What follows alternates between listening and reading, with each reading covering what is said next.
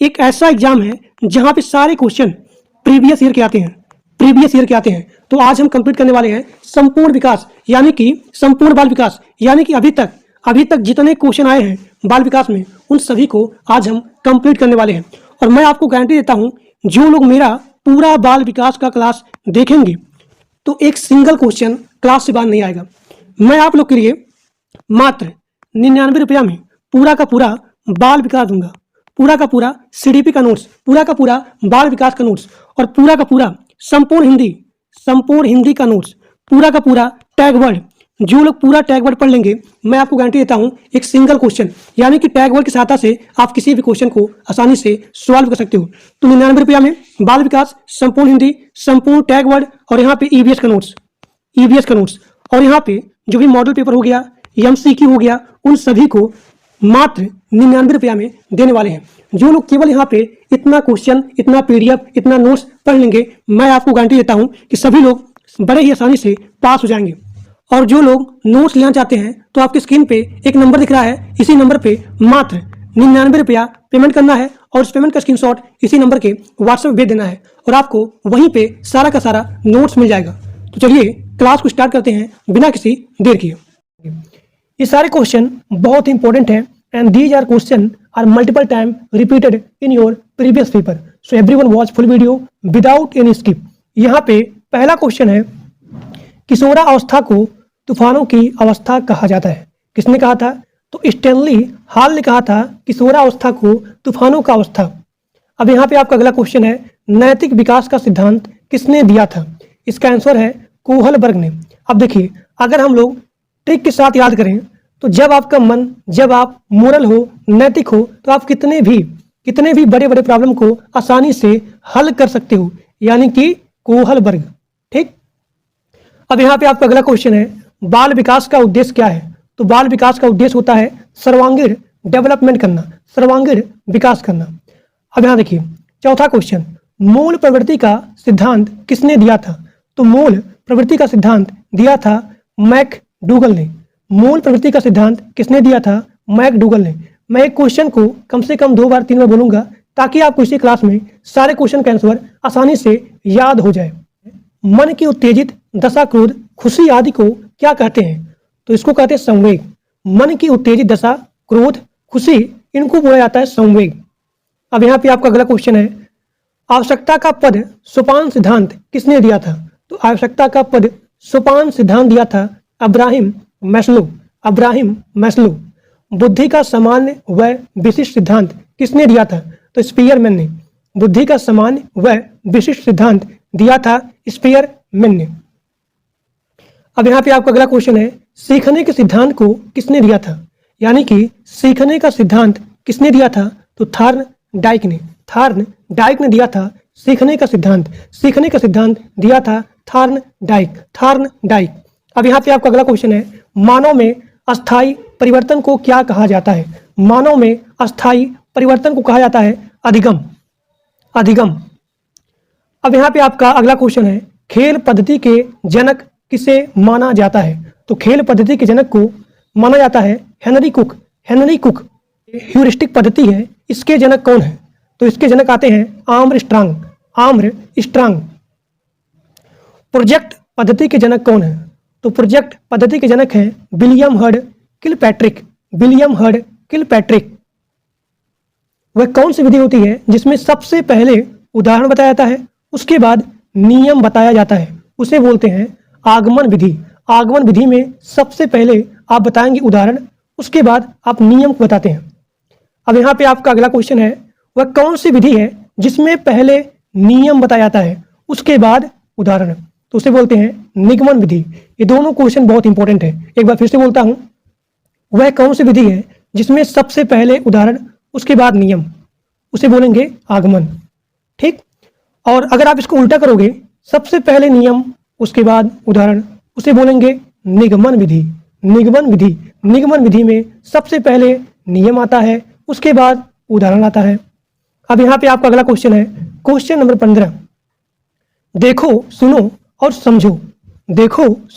और समझो किस विधि पर आधारित है? इसे बोलते हैं प्रदर्शन विधि। एक बार फिर से बोलूंगा, प्रदर्शन विधि में देखो, सुनो और समझना होता है। पहले आप देखेंगे, उसके बाद सुनेंगे और उसके बाद समझेंगे। इसे बोलते हैं प्रदर्शन विधि। प्रदर्शन विधि।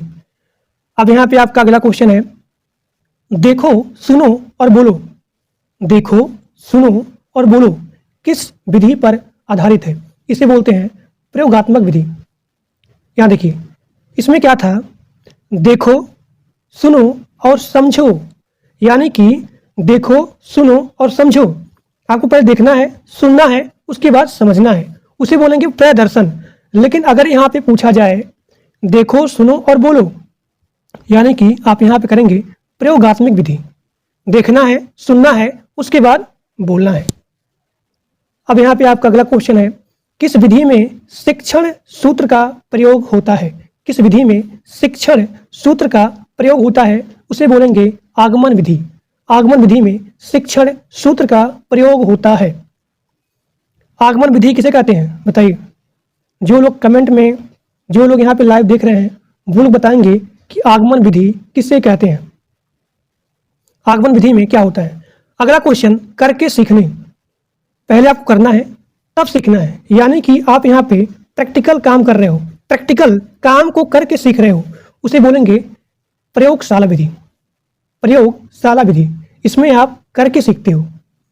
अब यहाँ पे आपका अगला क्वेश्चन है, किंडरगार्टन विधि, जिसमें कि आपका आता है LKG UKG। तो इसके जनक कौन है? इसके जनक हैं फ्रोबेल। फ्रोबेल। अब यहाँ देखिए, मैं बताता हूँ इसका ट्रिक। किंडरगार्टन, जब आप गार्डन में जाते हो तो आप फ्री में जाते हो, कोई भी पैसा नहीं देते हो। जो बच्चे होते हैं छोटे छोटे, जब वो जाते हैं गार्डन में तो वो जो है कभी भी पैसा नहीं देते हैं, यानी कि आप फ्री हो, आपको फ्री में जा रहे हो। जो बच्चे हैं खुशी के साथ फ्री में जाएंगे, यानी कि फ्री, यानी कि फ्रोबेल। अब यहाँ पे आपका अगला क्वेश्चन है, मॉन्टेसरी शिक्षा प्रणाली के जनक कौन है? तो मॉन्टेसरी शिक्षा प्रणाली के जनक है डॉक्टर मारिया मॉन्टेसरी। अब यहाँ पे आपका अगला क्वेश्चन है, समीपस्थो विकास का सिद्धांत, यानी कि ZPD का सिद्धांत किसने दिया था? तो वाई गुट्स्की ने। वाई गुट्स्की ने। अब यहाँ पे आपका अगला क्वेश्चन है, डाल्टन पद्धति के जनक कौन है? तो डाल्टन पद्धति के जनक हैं कुमारी हेलन पार्क हर्स्ट। अब यहाँ पे आपका अगला क्वेश्चन है, बच्चों में आधारहीन आत्म चेतना अवस्था का संबंध उसके विकास के किस अवस्था से संबंधित है? तो किशोरा अवस्था से संबंधित है। अब यहाँ पे आपका अगला क्वेश्चन है, डिसलेक्सिया किससे संबंधित है? डिसलेक्सिया संबंधित है पढ़ने से।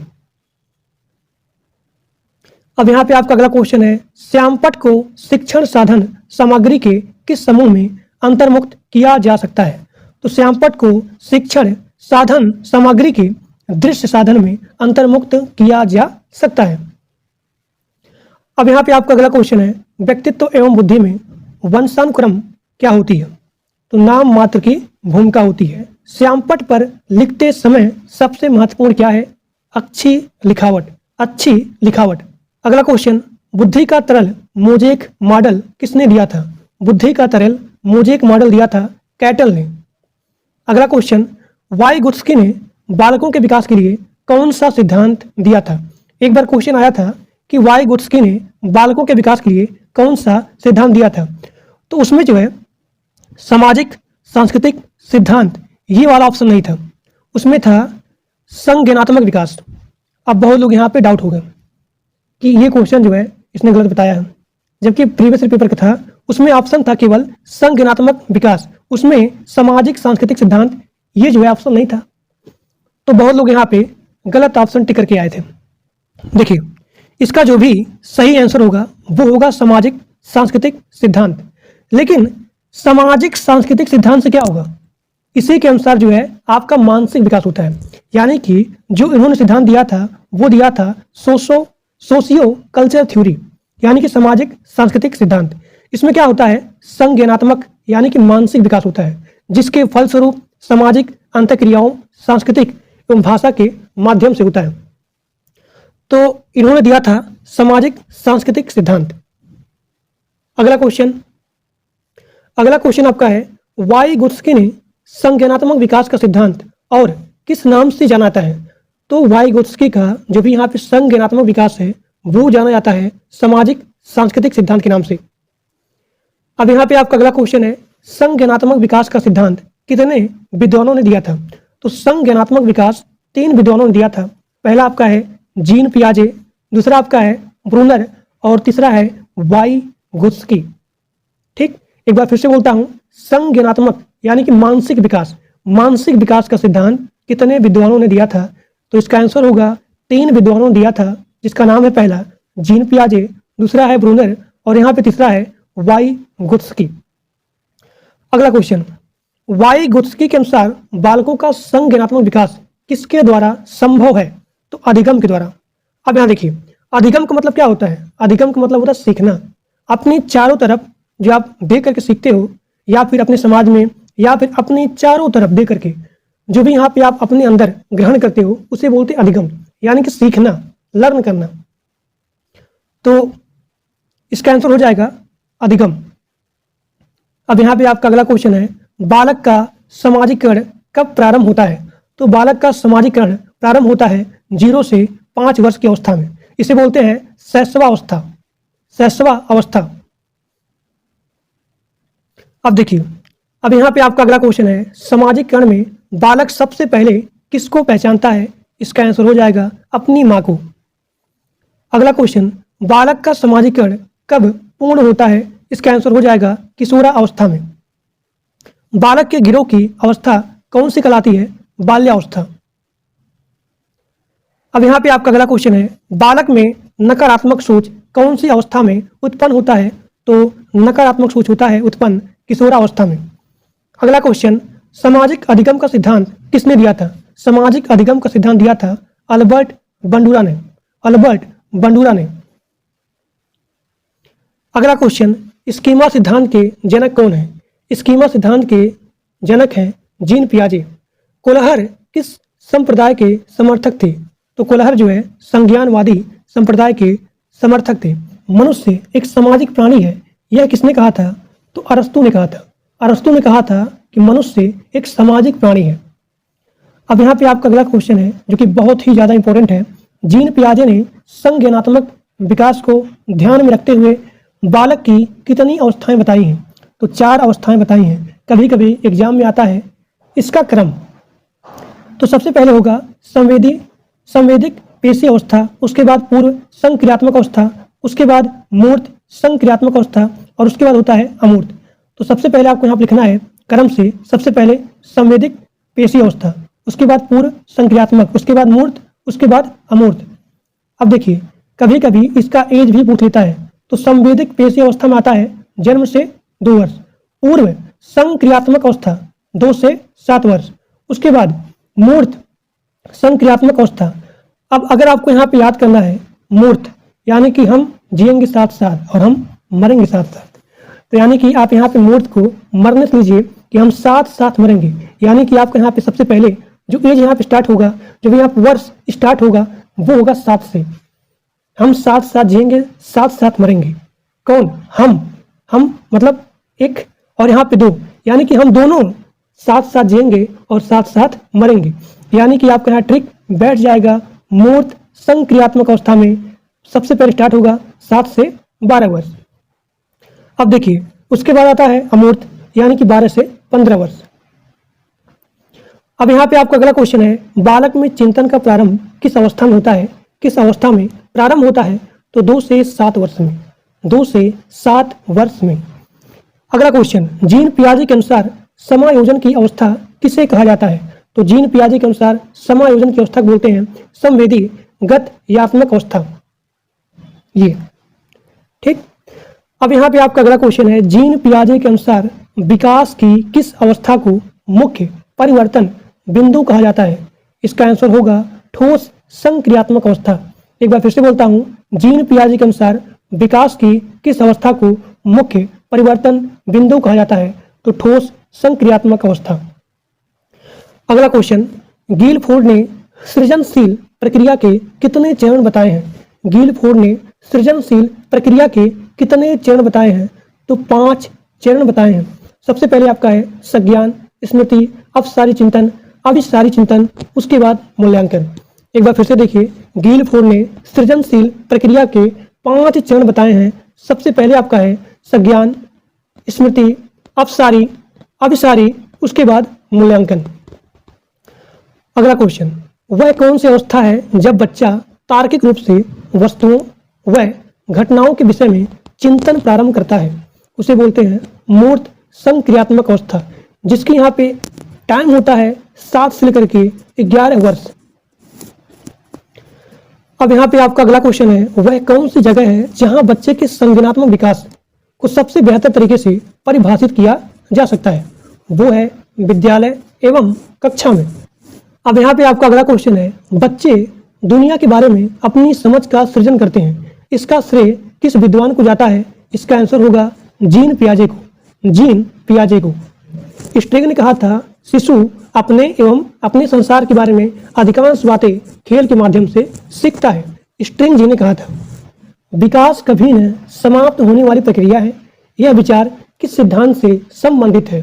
इसका आंसर होगा निरंतरता के सिद्धांत से संबंधित है। अब देखिए, निरंतरता का मतलब होता है कॉन्टिन्यूअस, यानी कि जो कभी भी समाप्त ना हो, उसे बोलते हैं निरंतरता। अब यहाँ पे आपका अगला क्वेश्चन है, बच्चे के बौद्धिक विकास की 4 विशिष्ट अवस्थाओं की पहचान किस विद्वान द्वारा की गई है? इसका आंसर है जीन पियाजे। अगला क्वेश्चन, बच्चों के बौद्धिक विकास की 4 विशिष्ट अवस्थाओं की पहचान किस विद्वान द्वारा की गई है? जीन पियाजे के द्वारा।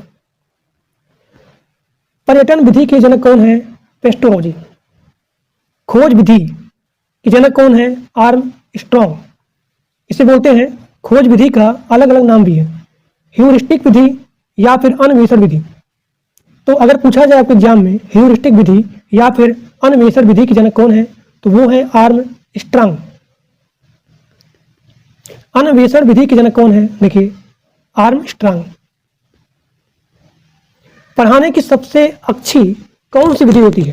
तो पढ़ाने की सबसे अच्छी प्रोजेक्ट विधि होती है। परियोजना विधि के जनक कौन है? किलपैट्रिक। परियोजना विधि के जनक हैं किलपैट्रिक। सूक्ष्म शिक्षण के जनक कौन होते हैं? अब देखिए, ये है हिंदी शब्द।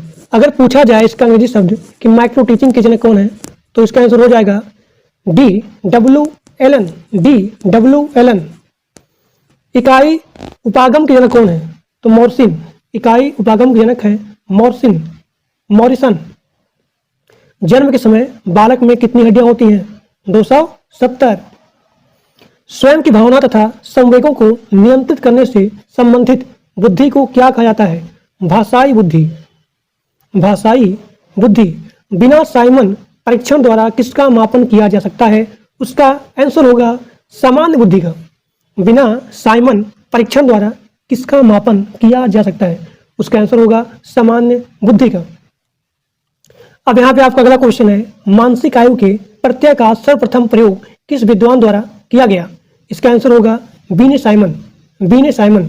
एक बार फिर से बोलता हूँ, मानसिक आयु के प्रत्यय का सर्वप्रथम प्रयोग किस विद्वान ने किया था? तो बीने साइमन। जिस भी बच्चे का IQ लेवल 140 से अधिक है, उसे हम रखेंगे प्रतिभाशाली श्रेणी में। अगला क्वेश्चन, सृजनशीलता मौलिक परिणामों को अभिव्यक्त करने की मानसिक क्रिया है, यह कथन किसका है? तो क्रो एंड क्रो का। क्रो एंड क्रो का। एक बार फिर से बोलता हूँ, सृजनशीलता मौलिक परिणामों को अभिव्यक्त करने की मानसिक प्रक्रिया है, यह कथन है क्रो एंड क्रो का। लिखावट से संबंधित लिखने की योग्यता में कमी किसका एक लक्षण है? तो डिसग्राफिया का। डिसग्राफिया का। एक बार फिर से बोलता हूँ, लिखावट से संबंधित लिखने की योग्यता, अगर यहाँ पूछा जाए लिखने की योग्यता, तो उसे बोलेंगे डिसग्राफिया। अगर पूछा जाए शब्दों के अक्षरों में क्रम को पढ़ने में कठिनाइयों का अनुभव करना, या फिर अगर यहाँ पूछा जाए माइंड से रिलेटेड यानी कि स्मृति से रिलेटेड, तो ये आपका आएगा डिसलेक्सिया से।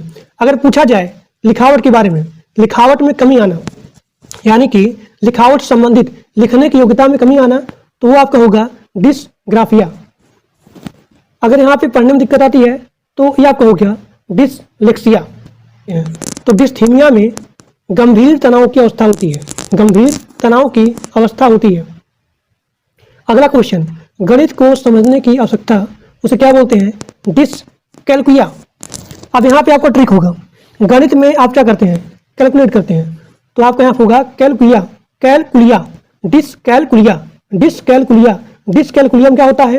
गणित को समझने में यहाँ भी प्रॉब्लम होती है, तो उसे बोलते हैं डिसकैलकुलिया। डिसग्राफिया में क्या होता है? डिसग्राफिया में मैंने आपको बताया, इसमें लिखने में प्रॉब्लम आती है। ठीक। डिसलेक्सिया किससे संबंधित है? तो पठन विकार से, यानी कि पढ़ने में प्रॉब्लम आती है, उसे बोलते हैं डिसलेक्सिया। और अगर मैं आपसे पूछूं गंभीर तनाव की अवस्था, उसे क्या बोलेंगे? बताइए। अगला क्वेश्चन, निम्नलिखित में से मौखिक रूप से सीखने की कमी, यानी कि अगर आपको मैं मौखिक रूप समझाऊं और अगर आपको उसमें प्रॉब्लम आती है, उसे बोलते हैं अफेजिया। तो निम्नलिखित में से, यहाँ पे बहुत सारे ऑप्शन दिए गए थे, उसमें पूछा गया था कि निम्नलिखित में से मौखिक रूप से सीखने में असक्षमता कौन सी है? उसे बोलते हैं अफेजिया। क्षेत्र सिद्धांत का जनक किसे कहा जाता है? आपका आंसर होगा कर्ट लेविन। कर्ट लेविन किस विचारधारा से प्रभावित थे? तो कर्ट लेविन गेस्टाल्टवादी विचारधारा से संबंधित थे। एक बार फिर से देखिए, अगर पूछा जाए कि क्षेत्र सिद्धांत का जनक कर्ट लेविन, अब यहाँ पे पूछा गया है जो कि बहुत इंपॉर्टेंट है कि कर्ट लेविन किस विचारधारा से संबंधित थे? तो गेस्टाल्टवादी विचारधारा से संबंधित थे। कर्ट लेविन किस विचारधारा के समर्थक थे? तो संज्ञानवादी। अब यहाँ पे आपका अगला क्वेश्चन है, कर्ट लेविन के क्षेत्र सिद्धांत में क्षेत्र का अर्थ क्या है? तो जीवन में विभिन्न क्षेत्रों से, आपकी लाइफ से, आपके जीवन के विभिन्न क्षेत्रों से। अधिगम का श्रेणी क्रम सिद्धांत किसने दिया था? तो अधिगम यानी कि लर्निंग प्रोसेस, जो भी यहाँ श्रेणी है, इसका क्रम सिद्धांत दिया था रॉबर्ट गेने ने। अगला क्वेश्चन, रॉबर्ट गेने किस विचारधारा के समर्थक थे? तो संज्ञानवादी। अब देखिए, अगला क्वेश्चन है, रॉबर्ट गेने के अनुसार अधिगम का सबसे निम्न स्तर कौन सा है? अब यहाँ पे सभी लोग याद करिए, इसका जो भी क्रम है, सबसे पहला क्रम आता है संकेत, उसके बाद उद्दीपन, उसके बाद श्रृंखला, उसके बाद शाब्दिक, उसके बाद विभेदी, उसके बाद प्रत्यय, उसके बाद अधिनियम या फिर सिद्धांत अधिगम, उसके बाद होता है समस्या समाधान। तो जब आप पूरा सीख जाओगे, इसका ट्रिक होता है क्या, जब आप ये पूरा सीख जाओगे उसके बाद तभी आप यहाँ सभी समस्याओं को सॉल्व कर सकते हो।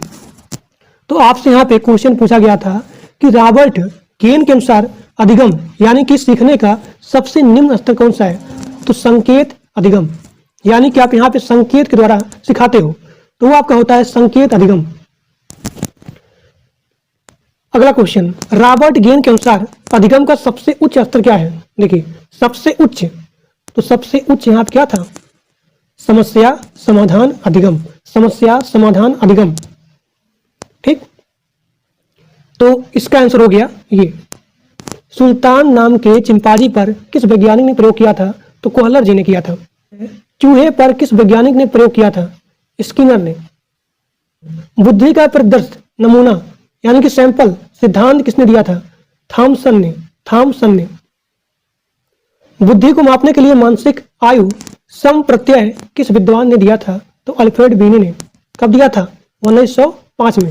एक बार फिर से देखिए, बुद्धि को मापने के लिए मानसिक आयु सम प्रत्यय किस विद्वान दिया था? तो अल्फ्रेड बीने ने दिया था 1905 में।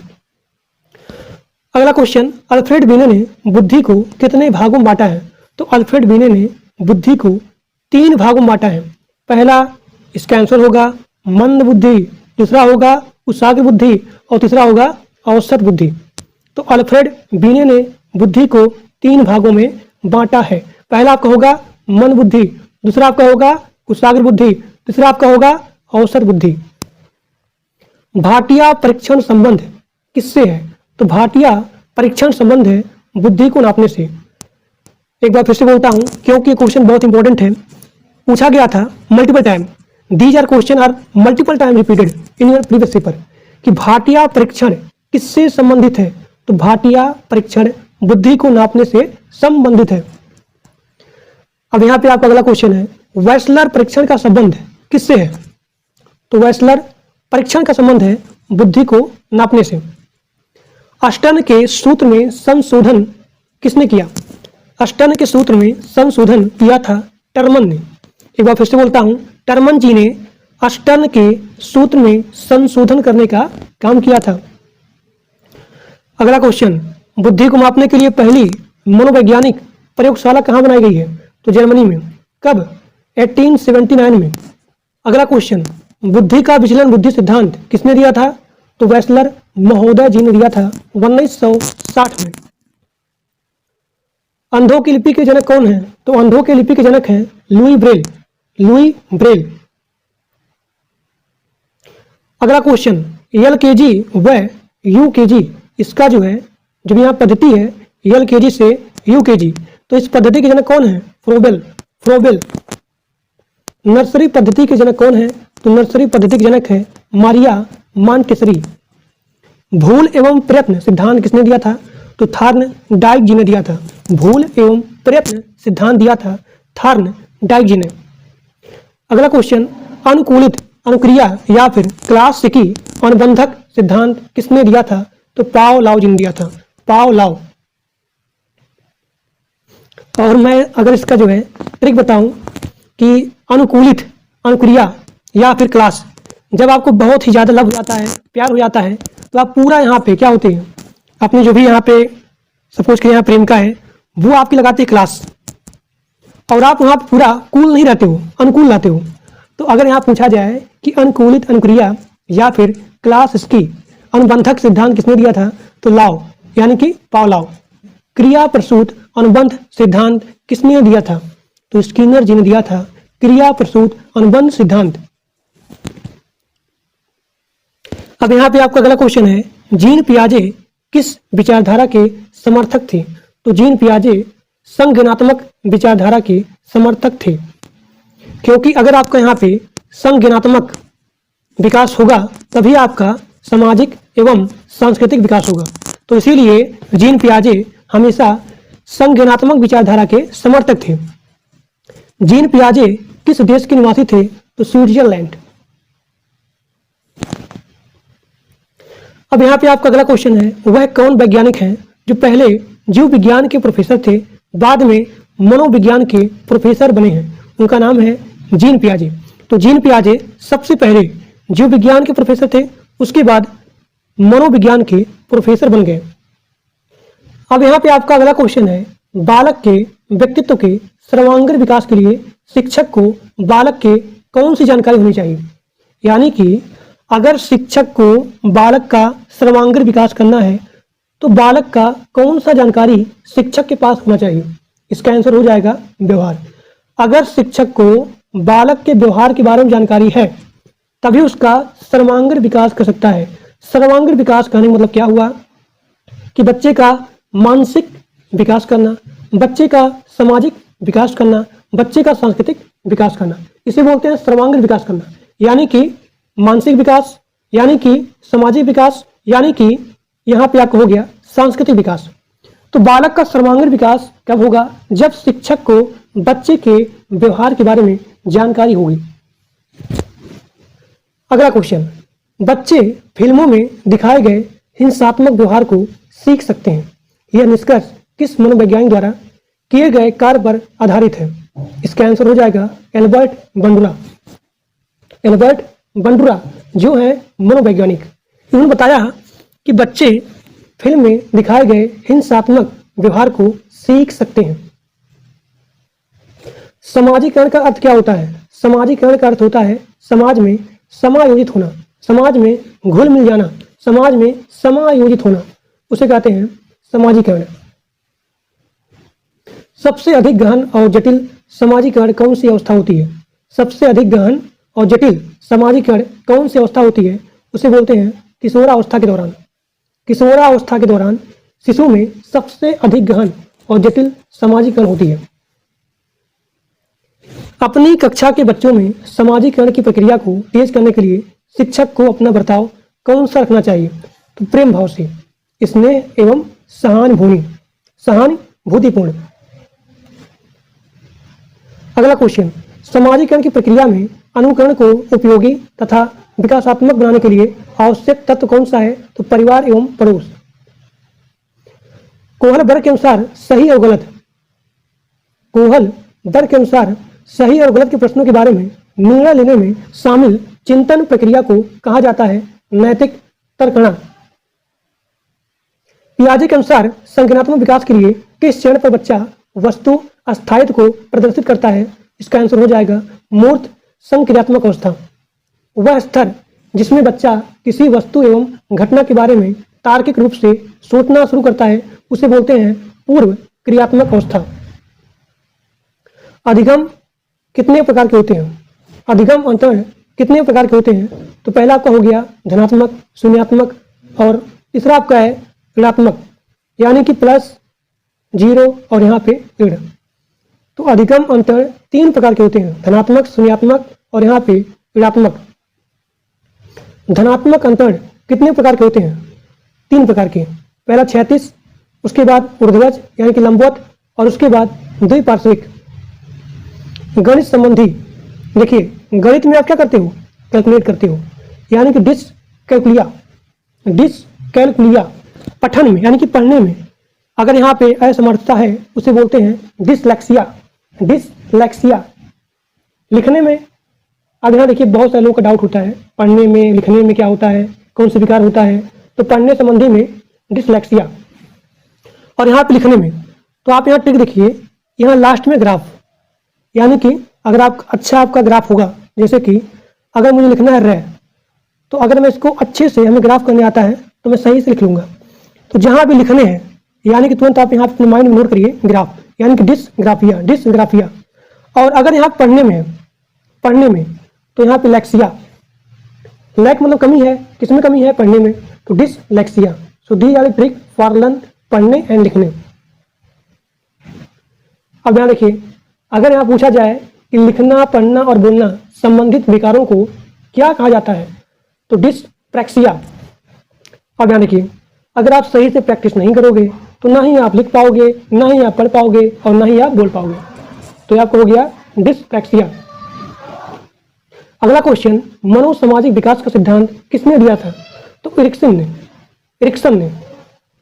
समायोजन की अवस्था कौन सी अवस्था होती है? शैशवावस्था। समायोजन की अवस्था कौन सी अवस्था होती है? शैशवावस्था। जब बच्चे यहाँ पे शैशवावस्था होते हैं तो सभी के पास यहाँ पे समायोजित हो जाते हैं, तो समायोजन की अवस्था शैशवावस्था में होती है। औपचारिक शिक्षा प्रारंभ होने की उम्र कितनी होती है? 6 वर्ष। औपचारिक शिक्षा किसे कहते हैं? तो औपचारिक शिक्षा कहते हैं जो शिक्षा संस्थानों में, विद्यालय में, स्कूल में दी जाती है उसे बोलते हैं औपचारिक शिक्षा। और यहाँ देखिए, अनौपचारिक क्या होता है? जब आप शिक्षा किसी एक व्यक्ति के पास पर्टिकुलर जाकर देते हो, यानी कि आंगनबाड़ी में दी जाने वाली शिक्षा, घर में दी जाने वाली शिक्षा, तो वो होती है अनौपचारिक। और औपचारिक में क्या होता है? जो शिक्षा संस्थानों में, विद्यालय में, स्कूल में, संस्था में दी जाती है वो होती है औपचारिक। अगला क्वेश्चन, समाजीकरण की क्रिया कब चलती है? तो समाजीकरण की क्रिया जीवन भर चलती है। बालक कितने माह में अपनी माता को पहचानने लगता है? तो 3 माह में। शर्म की अवस्था कौन सी अवस्था कहते हैं? तो शर्म की अवस्था बाल्यावस्था कहते हैं। आपस झगड़े की भावना कौन सी अवस्था होती है? बाल्यावस्था। किस अवस्था में बच्चे अपने समकक्षी वर्ग के सक्रिय सदस्य बनते हैं? किशोरावस्था में। जो उसके जितने समीप होंगे, करीब होंगे, तो उसी के सक्रिय सदस्य बनते हैं। खिलौनों की आयु किस अवस्था को कहा जाता है? तो पूर्व बाल्यावस्था, यानी कि बाल्यावस्था के पहले। जिन इच्छाओं की पूर्ति नहीं होती है उनका भंडार गृह कौन सा है? इदम में। ईदम। अब यहाँ पे आपका अगला क्वेश्चन है, प्रयोजनवाद किसे जन्म दिया? तो प्रयोजनवाद प्रोजेक्ट विधि को जन्म दिया। अगला क्वेश्चन, ईर्ष्या भावना कौन सी अवस्था होती है? ईर्ष्या भावना बाल्यावस्था में होती है। अगला क्वेश्चन, बालक मानव ध्वनि एवं अन्य ध्वनि में अंतर करना कब सीखता है? तो 1 माह में। अगला क्वेश्चन, अंतरामुखी व बहिर्मुखी में से सामाजिक विकास किसका अधिक होता है? तो बहिर्मुखी का। अंतरामुखी में और बहिर्मुखी में, इन दोनों में सामाजिक विकास किसका अधिक होता है? तो बहिर्मुखी का। बहिर्मुखी। इरिक्सन ने अपने मनोसामाजिक सिद्धांत में जीवन काल को कितने अवस्था में बांटा है? तो 8 अवस्था में। एक बार फिर से बोलता हूँ, इरिक्सन ने अपने मनोसामाजिक सिद्धांत में जीवन को 8 अवस्था में बांटा है। विश्व में पहली बार मनोविज्ञान की प्रयोगशाला किसने और कब और कहाँ पर स्थापित किया? तो विलियम ने किया था। किसने किया था? विलियम ने। कब किया था? 1879 में। कहाँ पे किया था? जर्मनी में। एक बार फिर से बोलता हूँ, विश्व में पहली बार मनोविज्ञान की प्रयोगशाला किसने किया था, कब किया था और कहाँ पे किया था? तो विश्व में सबसे पहली बार विलियम बुट ने मनोविज्ञान की प्रयोगशाला किया था जर्मनी में 1879 में। शिक्षा में प्रयोजनवाद की विचारधारा के प्रवर्तक कौन है? तो विलियम जेम्स। बच्चों के लिए सबसे उत्तम शिक्षक वह है जो स्वयं बालक जैसा हो। यह कथन किसका है? तो यह कथन है मेनकेन ने कहा कि बच्चों के लिए सबसे अच्छा टीचर, सबसे अच्छा शिक्षक वही है जो खुद को एक बालक जैसा मान ले, एक बालक जैसा बन जाए। उसे बोलते हैं अच्छा टीचर, उसे बोलते हैं उत्तम टीचर। तो ये कहा था मेनकन जी ने। सामाजिक समायोजन का कठिन काल किसे कहा जाता है? तो सामाजिक समायोजन का कठिन काल कहा जाता है पूर्व किशोरावस्था को। अगला क्वेश्चन है, छात्रों का विश्वास प्राप्त करने हेतु शिक्षक को उनके साथ कैसा व्यवहार करना चाहिए? तो मित्र जैसा व्यवहार करना चाहिए। प्रतिस्थापन का सिद्धांत किस वैज्ञानिक ने दिया था? तो गुथरी ने दिया था। गुथरी ने प्रतिस्थापन का सिद्धांत दिया था। हिंदुस्तानी बीजगणित क्रिया परीक्षण के प्रतिपादक हैं, उनका नाम है C.H. राइस। आवश्यकता का पद सोपान सिद्धांत किसने दिया था? तो अब्राहम मास्लो ने दिया था। अधिगम का अर्थ क्या होता है? तो अधिगम का अर्थ होता है सीखना, लर्निंग करना। अधिगम से क्या तात्पर्य है? तो मानव व्यवहार में होने वाली अस्थायी परिवर्तन ही अधिगम कहलाती है। यानी कि अपने चारों तरफ से या फिर सीखने से या फिर अपने अंदर ग्रहण करने से आपके अंदर जो परिवर्तन होता है उसे बोलते हैं अधिगम। तो अधिगम का मतलब होता है सीखना, लर्निंग करना। तो मानव व्यवहार में होने वाली अस्थायी परिवर्तन को ही अधिगम कहा जाता है। अधिगम पूर्ण कब होगा? तो मानव व्यवहार में अस्थायी परिवर्तन हो जाए तब यहाँ पे अधिगम पूर्ण हो जाएगा। संज्ञान किसे कहते हैं? किसी ज्ञान को ग्रहण करना ही संज्ञान होता है। किसी ज्ञान को ग्रहण करना ही संज्ञान होता है। व्यवहारवादी मनोविज्ञान के जनक कौन है? तो व्यवहारवादी मनोविज्ञान के जनक हैं वाटसन। आधुनिक मनोविज्ञान के जनक कौन है? तो विलियम जेम्स। आधुनिक मनोविज्ञान के जनक कौन है? William James.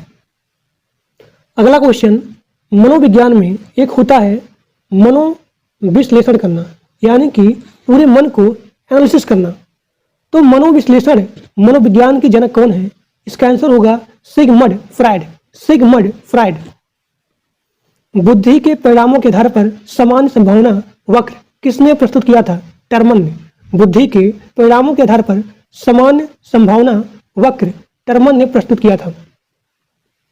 अगला क्वेश्चन, प्रगतिशील शिक्षा के जनक कौन है? तो जॉन डेवी। अब यहाँ पे आपका अगला क्वेश्चन है, प्रोजेक्ट विधि के जनक कौन है? इसका आंसर हो जाएगा किलपैट्रिक और John Dewey. So these are the most important and multiple time repeated in your previous paper. तो ये आपका पूरा कंप्लीट हो गया बाल विकास का important and multiple time repeated question that's are very very most important. So please everyone maximum share with your friends. और जो लोग मेरे व्हाट्सएप ग्रुप में और टेलीग्राम ग्रुप में नहीं ज्वाइन हो, सभी लोग जाकर के ग्रुप को ज्वाइन कर लीजिए। तो आज के लिए बस इतना ही। Thank you.